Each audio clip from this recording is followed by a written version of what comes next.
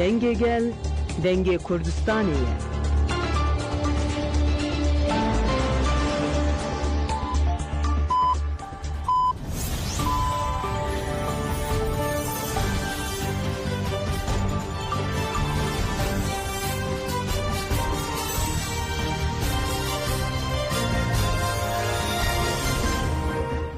جنابندان اوچیان رادیو دنگ گلدن باش کدارین هجایی رو 16 هزینه 2025 دوشنبه بروکسل ساعت نه لامده ده امن اوچین سرس به پیشکش بکندم دم آزادی ریورا پویه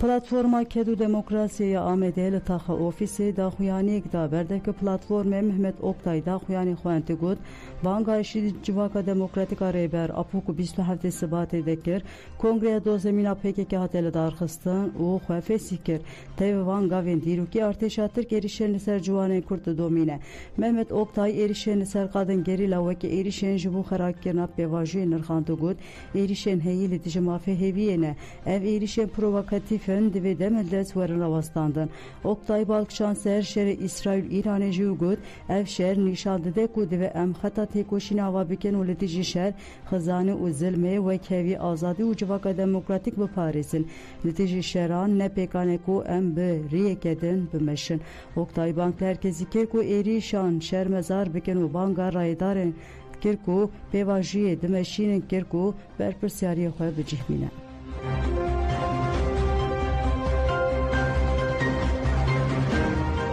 Lidici erişen ser kadengeri la Hanoveri meş hatlı darkıstan Almanya bajarı Hanoveri lidici ısrara şer u erişen qirkirne yen devlet Afrika da girker liser hermen parasına medyayı meşekkir seyahat bekanin beşçe meşe da xuyani hattayın u hat goçan hatta erişen da girkeri bedavine ben ure berapo be fiziki azat nebe gerila u gel devji qadan bernadın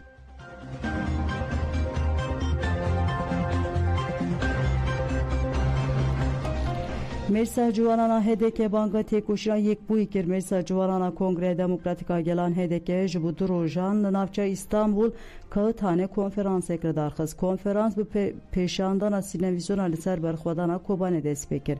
Dürünüşne de jiyek gitiya xwendekar şoreşker Roşhat Demir döken aqibi gud em jibu Çina karker uzaningi ha demokratik li berxwededin. Pişre ji inisiyatifa xwendekaran Yunus Emre Özel aqibi gud aşti netene beçek buyne pevajoy ke ku tevlibuna civaki ji dina xwede de hewine zaningi ha demokratik rast res bi tekuşina demokratik ya waletre giredaye liser nave meclisa Juvanana HDK Özge Nisa Ekerci axivi gud civaka demokratik litici modernite kapitalist paradigmaya kureber Abdullah Öcalan peşxistiye ev pergal rojava jiyani buye HDK jire xistineke siwaneye ku ve derbasi Türkiye dike deve emgel birexistin beken u serkeftine misoger beken piştiha haftanan roja avula konferansiye bidavi bu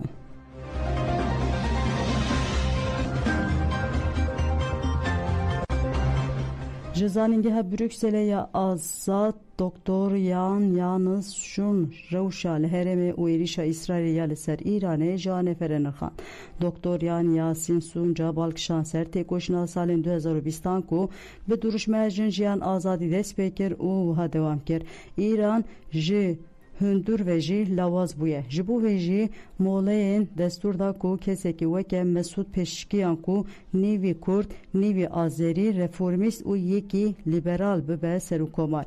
Bi vî rengî xwestin muhalefeta navxeyî pêdeng bikin. Sunca tekildarî şerê İsrail İranê jî wiha dibêje. Netanyahu alîgirê êrişa li ser İranê bû. Amerîka jî destur da İsrail ku êrişeke dem kurt bike. Amerîka beriya êrişa İsrailê bi hefteyeke personelên xwe yên li Iraqê kêm kir. Pişre li ezmanên İranê li hev û tevgera hewayî dest pê kir û êrişan dest pê kir. Lê rejima İranê biçûk nebînin û weke desthilatdariya Esa jî nenirxînin. Suncal Balkşanser ajanên Mossadê ku di nava İranê de çiqas çalakin û got İsrail destpêkê de kadroyên leşkerî fermandariya giştî fermandaran hemû hêzên İranê kirin armanc û kuştin dîsa jî İran li ser piyama divê bêzanên ku hilweşîna İranê bê kêrî tu kesî nayê dibe ku navend lawaz bibe lê tucaran İsrail pek nayê yani Azerî, Kurd, Arep û Belûciyên li sînorên Îranê bi êrişên İsraîlê re azad nabin. Tirkiye jî destûrê nade vê yekê.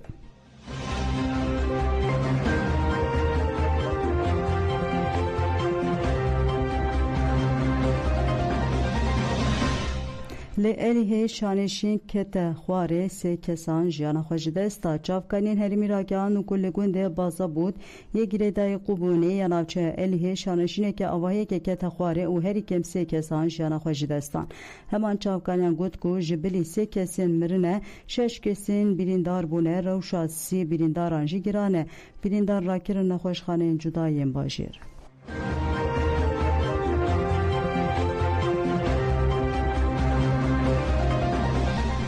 Serokkomara Îranê Mesûd Pêşkiyan got em dev ji enerjiya atomî bernadin. Serokkomara Îranê Mesûd Pêşkiyan di parlamentoyê de peyamek da û balkişan ser hewdanê ji bo dewlementkirina uranyumê. Mesûd Pêşkiyan got mafê me heye ku em jî enerjiya atomî û lêkolînên zanistî zûdê werbigirin.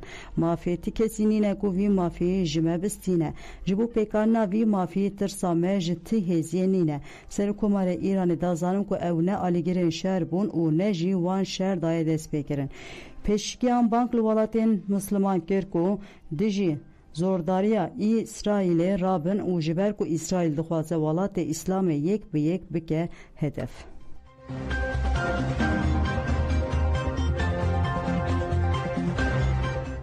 İsraîlê balafirgeha Meşhedê bombebaran kir. İsraîlê balafirgeha Meşhedê ku siyemîn balafirgeha qalabalık a İranê bombardıman kir. Di êrişê de balafirgeha dagirtina mazotê hat armanc kirin.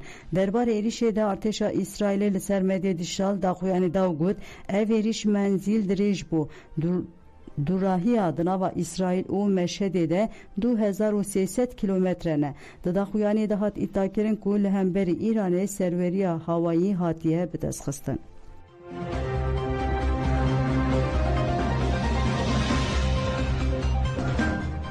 Bafıl Talibanê êrişên li ser Îranê şermezar kir û banga diyalogê kir. Serokê yeneke Bafıl Talibanê bi daxuyanekê êrişên İsraîlê yên li ser Îranê şermezar kir û got em teqez dikin ku divê Herêma Kurdistanê aram û di nava aştiyê de bimîne. Êrişên li ser Îranê ji bilî zêdebûna aloziyên li rojhilata navîn bikêrî tiştekî nayê. Li aliyê din İsraîl bin pêkirina eşkere ya serweriyê Iraqê dike.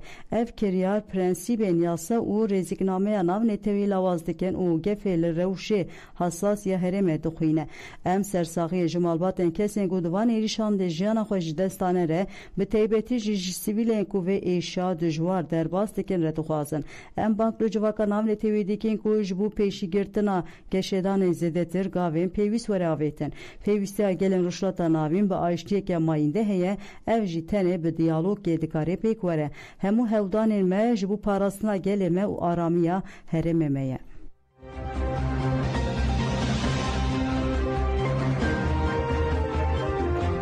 Li Hewlêrê balafireke bê mirov hate xistin. Li gorî agahiyên herêmî duh bi şev sîstema parastinê ya Amerîkayê li Asîmanê Hewlêrê balafireke bê mirov ya Îranê xistiye xwarê. Hat gotin balafir ya Îranê ye û dema li nêzî konsolosxaneyê Amerîka ya li Hewlêrê di firiyê hatiye xistin. Çavderên siyasî jî dibêjin di şerê di navbera İsraîl û Îranê de Asîmanê Iraqê tê bikaranîn û ev jî fikarên li ser berfirehbûna şer zêdetir dike.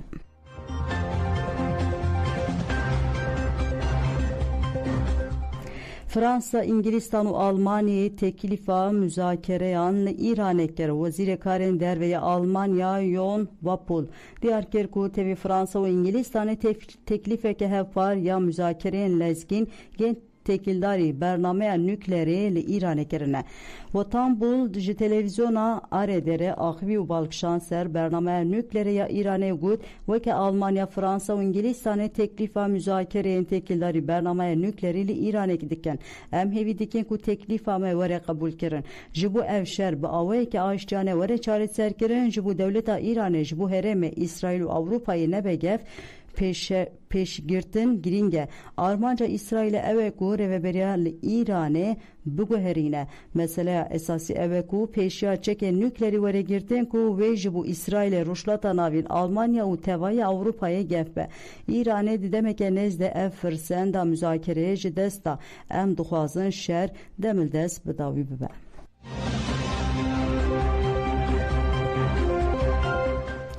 Bele godan cemen u çeyin seris ve peşkeşkirin ana hatırı ve dembaş.